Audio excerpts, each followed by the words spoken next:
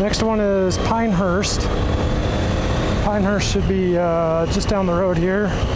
We'll have to do a little zigzagging through the mountains here, and then I might have to pull out a map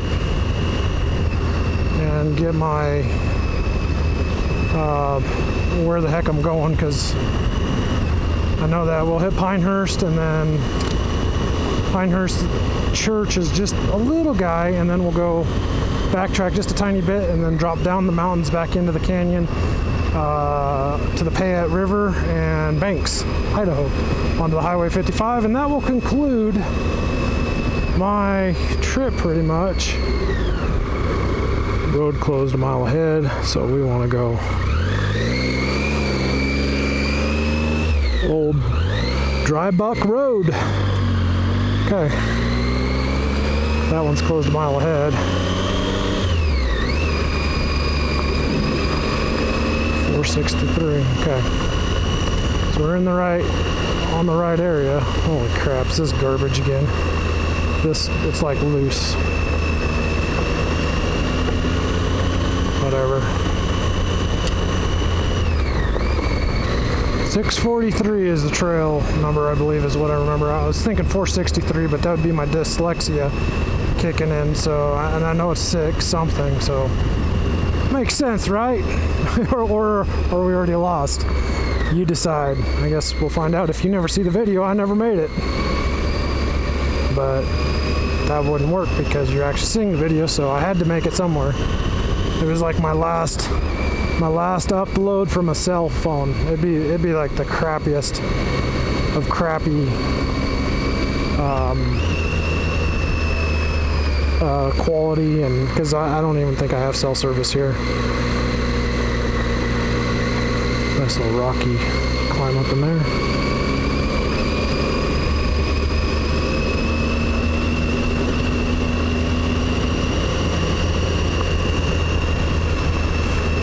So you guys that ride the bigger adventure bikes, what are you thinking when you see a really nice adventure bike? Not like, you know, definition of nice, not being like all shiny and new or anything like that. I don't care about that.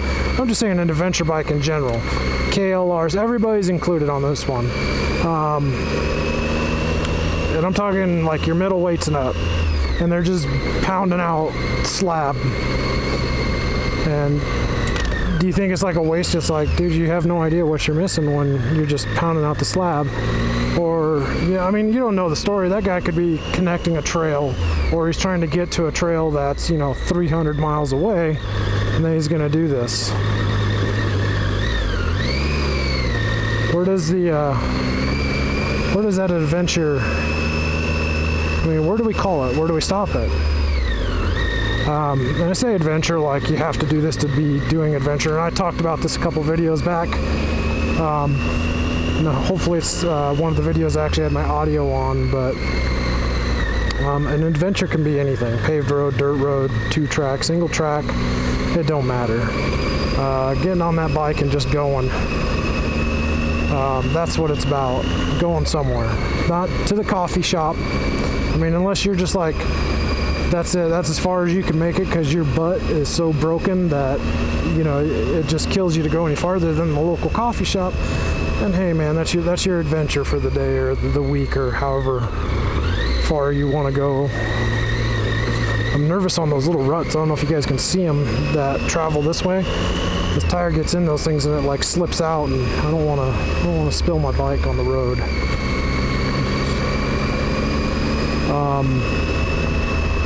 And it is my last day, so I'm just chillaxing. I just get home in one piece, say hi to the kids and wife, take a shower, give the bike a bath. The bike really needs a bath. Holy cow.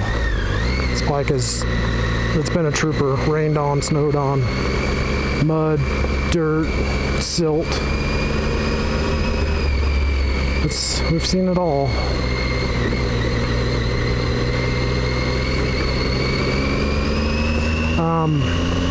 But yeah, it just makes me wonder sometimes, is like, where's that guy going? What's he doing? And sometimes I talk to these people and it's like you find out that they don't know that they're passing some of the most cool scenic backcountry roads ever. And they rely on the internet to feed them that information. And that's the world we're in nowadays. I mean, everybody knows everything nowadays, because all you gotta do is ask Google, ask Siri. Hey Siri, how far is it to the moon? Heck, my Google sends me a thing once a month to tell me how many miles I've traveled and how far that is in relevance to the moon since I've created my Google account. And they do that through your location tracking on your cell phones. I'm sure I've got a lot more miles than what Google says, because phones turned off and location reporting services are all off, so that way we don't burn up batteries and stuff like that. But it's the world we're in. I used to be guilty of it, you know, on the sport bike, just be ripping down and tearing and doing all the stuff. And then I, you know, after a while I started looking around. It's like, oh, where's that road go? Where's that road go? And I might be wrong on this number, but I'm just gonna say it. I think one of the guys told me that Idaho alone has something like 32,000 miles of almost choked on myself there. 32,000 miles of dirt road. I mean, that's awesome. 32,000 miles. So if you're ripping down a paved road on a dual-purpose motorcycle, you might reconsider taking a look at a map or searching some stuff on the internet. I like Google Maps because I don't carry my benchmark map everywhere with me. It's not like my you know, glued to my right hand or anything. I do look at it quite a bit while I'm at home, especially before and after trips, just to kind of see where this route goes, that route goes, stuff like that. But other than that, Google Maps is my go-to. And you know, while it's really hard to judge on Google Maps elevation, they do have a terrain thing, and there's other apps out there. I got the Backcountry Navigator Pro, which has all this stuff downloaded in CalTopos and stuff like that. So I mean, I'm not really without a map. It's just on an electronic device, and we all know that how trusty is an electronic device. Where's that go? It's a pretty nice looking road there.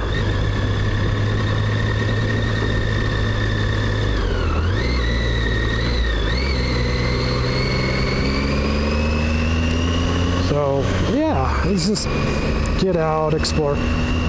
Me and my buddy Tyler had to sit down one night after traveling, and he says, you know, I really enjoy it when we're just clicking along at, you know, about 20 miles an hour seems to be his number. There's no stress on the ride. There's no, you know, no real hard skill set to just bomb down these roads at 20 miles an hour. And I agree with him on it. I told him that, you know, it always depends on the circumstances.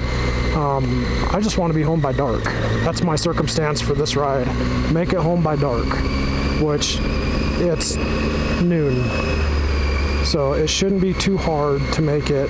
I mean, my home is less than, I would guess, maybe 50 miles from here. As the crow flies. I can't testify all the, you know, lefts and rights, ups and downs, and how many times I'm going to get lost and have to come back to something. But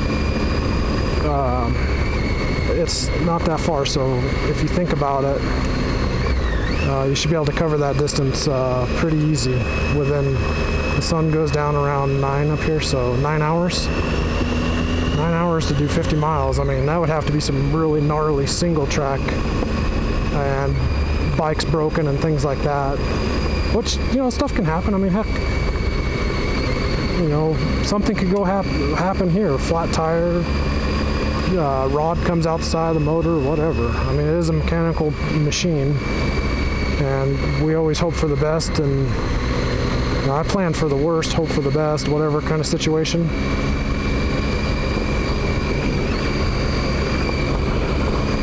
But that's it, man.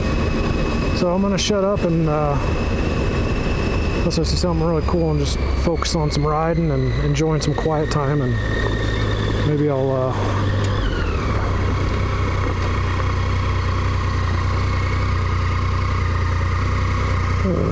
that road's closed, so I can't go up there anyway.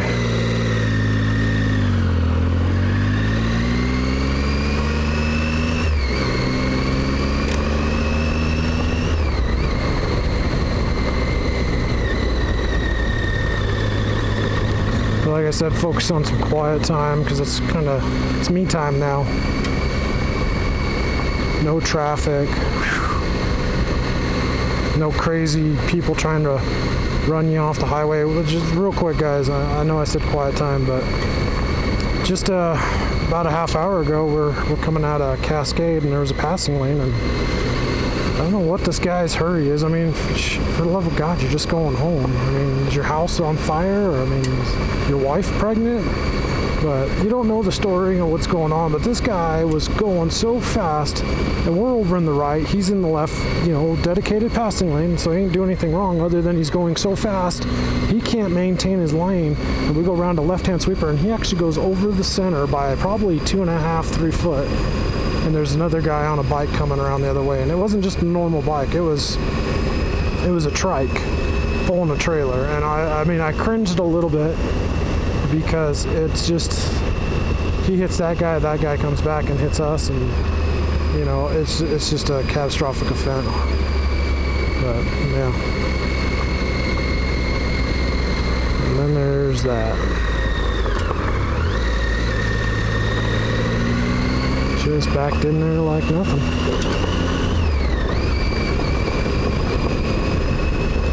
Alright, so little update. So I'm looking at my map and everything, and I just like, well, I better just throw the nav on because there's a lot of roads and trails in this area.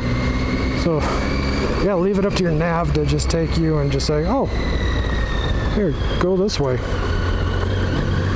And like literally took me back I'm already in the forest, but took me farther into the forest down this road where a tree had already fallen and they'd cut through it, and then just like tried to just run me straight down the side of the hill. I guess there is maybe back in the day there used to be a road there or something, but I got there and you could see where they'd left everything down, like they're closing it off because this is the road now. So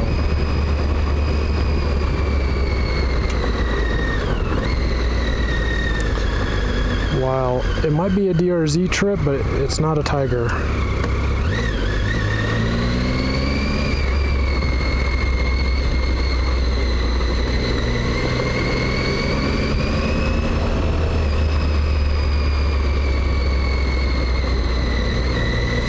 It says the church is only 5 miles away, so it shouldn't be too long before we get there, depending on the road conditions and how traffic. Don't run down the mountain.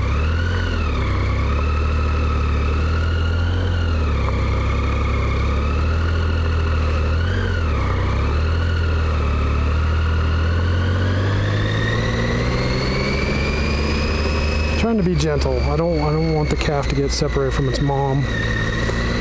I don't want them running down the side of the mountain either, get hurt. Not that I know anything about cows. Maybe that's down the side of a cliff is where a cow goes. Who knows? So far, that's the only traffic I've encountered. Not bad. Just asked it to move out of the way.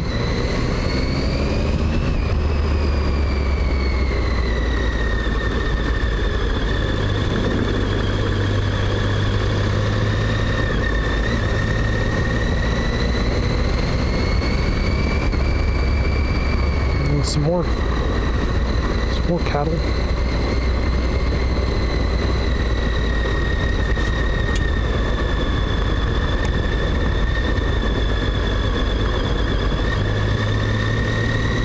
Hey, you look at this road on a map and it literally looks like your 2-year-old just scribbled all over a piece of paper because you're just winding back and forth down the side of this hillside here.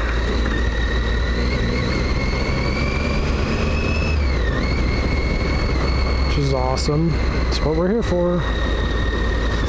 Getting kind of hungry. It's getting to be about lunchtime. I think that's where that road came out right there. That's where it wanted me to go down that with It's not really much of a deer. It's not much of a tiger track. Can be done, but not by this guy. Sure is picking up some temperature, man. 80 degrees.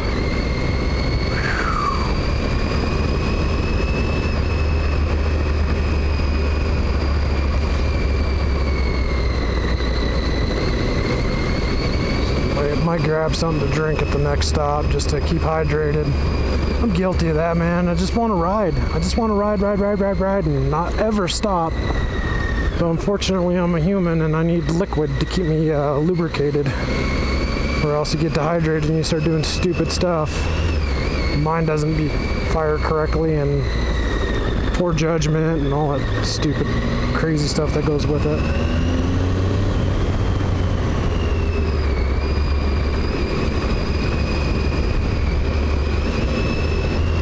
My GPS says an 800 feet to turn left. Let's see. Is that gonna be like right off the side of the cliff? What do you guys think? Oh, look, there it is. That's the road it's showing me to go down that.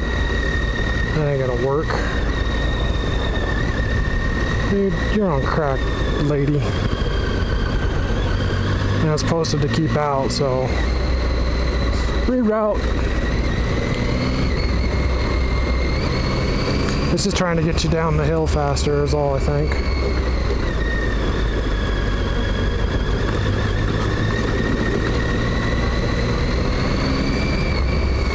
Now it says 5 miles. Went from 3 to 5.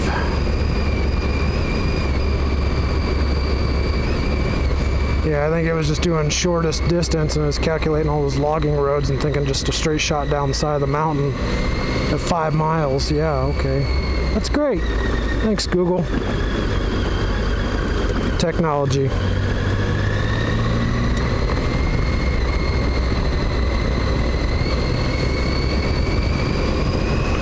Should we say Google's trying to kill me? It's probably how people get lost out here, is they trust their electronic devices. That's why you need a paper backup map.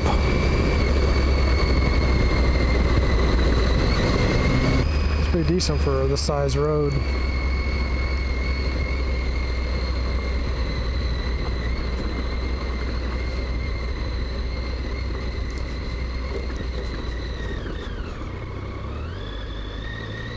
So from here on out, I realized that after editing, I didn't have a good enough battery to capture Pinehurst Chuch, so I'm gonna go ahead and just pop in some photos of Pinehurst if I have got them. Pretty sure I do, but I wish I really would have had it on camera. It would have been something cool to show you guys. I got lost trying to find it because it is kind of tucked up off the road in a way that you're not looking at the church as you come around a corner. It's kind of up behind you. So with that being said, guys, thanks for sticking around for this long video, and hope it was worth it in the end to see a little church out in the middle of nowhere, because that's what adventure is: finding things, checking out things, going to new places.